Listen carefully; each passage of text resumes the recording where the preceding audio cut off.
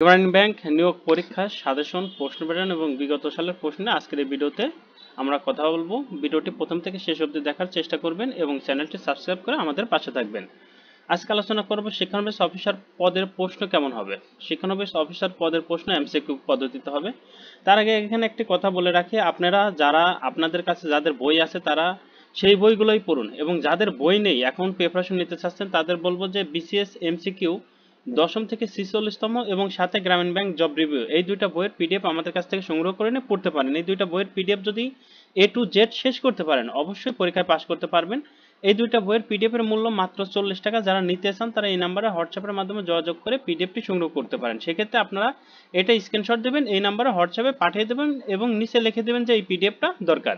আচ্ছা আসি এবার আপনাদের কোন কোন টপিকস পড়ে যাওয়া উচিত এই শেষ মুহূর্তে। বাংলার জন্য সন্ধি, সমাজ, বিপরীত শব্দ, একতা প্রকাশ, বানান, বাগদা, সমার্থক শব্দ, কারক, সাহিত্য।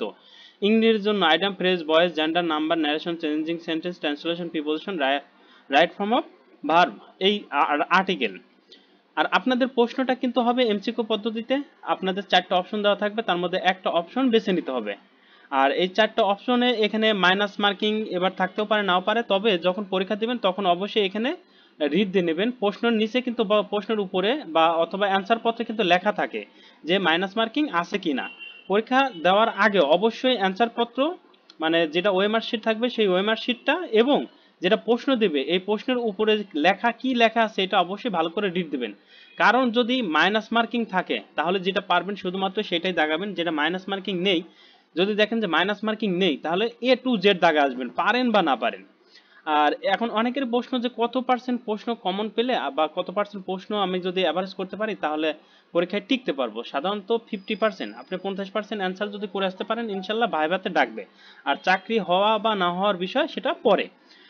আগে আপনাদের চিন্তা ভাবনা করতে হবে যে পাশ করি অথবা ভালো একটা মার্কস উঠাই। ভালো মার্কস উঠানোর জন্য আপনাদের আরো অনেক বেশি পড়তে হবে। সেক্ষেত্রে আপনারা যারা বই সংগ্রহ করছেন বিভিন্ন লাইব্রেরি থেকে সেই বইগুলো এ টু জেড শেষ করবেন। পাশাপাশি যদি পারেন এই সবগুলো বই আপনি যে কোনো লাইব্রেরি থেকে সংগ্রহ করে নিয়ে এ টু জেড শেষ করলে আপনি অবশ্যই 100% প্রশ্ন কমন পাবেন। আর যারা 100% প্রশ্ন কমন পেতে চান এবং সবগুলা বইয়ের পিডিএফ নিতে চান তারা এটা স্ক্রিনশট দিয়ে এই নাম্বারে হোয়াটসঅ্যাপে পাঠিয়ে দেবেন। পিডিএফ মূল্য কিন্তু 100 টাকায়। সবগুলা বইয়ের পিডিএফ যদি এ টু জেড শেষ করতে পারেন অবশ্যই 100% প্রশ্ন কমন পাবেন। আর আপনাদের তো বলেইছি ঠিক প্রশ্ন কিন্তু এইরকম আসবে, 4টা অপশন দেওয়া থাকবে, একটা অপশন বেছে নিতে হবে। সাধারণত 1 ঘন্টা সময় দেওয়া হবে আপনাদের পরীক্ষার হলে। আজকের ভিডিও এখানে শেষ করছি। তারপরেও যদি আপনাদের কোনো প্রশ্ন থাকে অবশ্যই কমেন্ট বক্সে কমেন্টস করে প্রশ্নটা সাবমিট করবেন। আমরা আপনাদের প্রশ্নের উত্তর দেওয়ার চেষ্টা করব। আল্লাহ হাফেজ।